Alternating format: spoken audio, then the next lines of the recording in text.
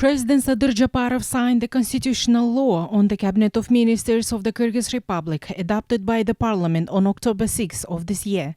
The law on the Cabinet of Ministers of the Kyrgyz Republic defines the system of executive authorities and regulates the procedure for the formation and organization of the activities of the Cabinet of Ministers, the rights, duties, responsibilities, as well as guarantees of members of the Cabinet of Ministers. The law describes the procedure for forming the composition of the Cabinet of Ministers, appointing members of the Cabinet of Ministers to vacant positions.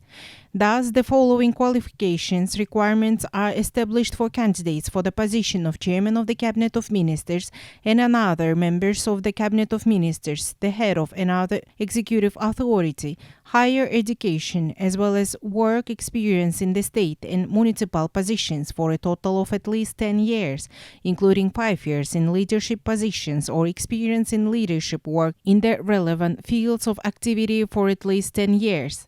In addition to meeting the qualification requirements, candidates must be citizens of Kyrgyz Republic, not have citizenship of another state, and not have a criminal record. Also, as part of the implementation of Article 89 of the Constitution of the Kyrgyz Republic, the constitutional law determines that the Chairman of the Cabinet of Ministers will be the head of the presidential administration at the same time. A number of restrictions are set for members of the Cabinet of Ministers and heads of other executive authorities.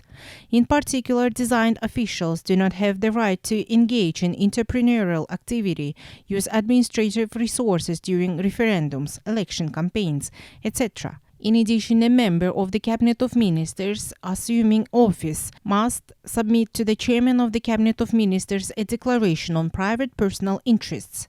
The law also regulates the resignation of the Cabinet of Ministers or its individual member. Thus, a member of the Cabinet of Ministers has the right to submit resignation. The resignation is accepted or rejected by the President. At the same time, the President has the right, on his own initiative or taking into account the proposal of the Parliament of the People's Kurultai, to decide on the dismissal of the Chairman of the Cabinet of Ministers or another member of the Cabinet of Ministers. In addition, the law provides for grounds upon the occurrence of which a member of the Cabinet of Ministers may be dismissed from his post. At the same time, the law defines the powers and procedures for organizing the activities of the Cabinet of Ministers, including meeting of the Supreme Collegial State Body, the powers of the Chairman of the members of the Cabinet of Ministers, presidential plenipotentiaries in the regions, as well as local state administrations, together forming a system of executive authorities. Since the Chairman of the Cabinet of Ministers has the right of legislative initiative and the Cabinet of Ministers is a rule-making body, the law provides the legal provisions defining the participation of the Cabinet of Ministers in legislative activity.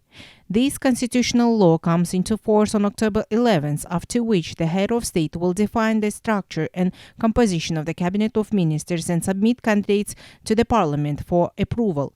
With the signing of the law, the Cabinet of Ministers will begin its functioning fully in accordance with the new constitution of the country adopted on May 5th, 2021.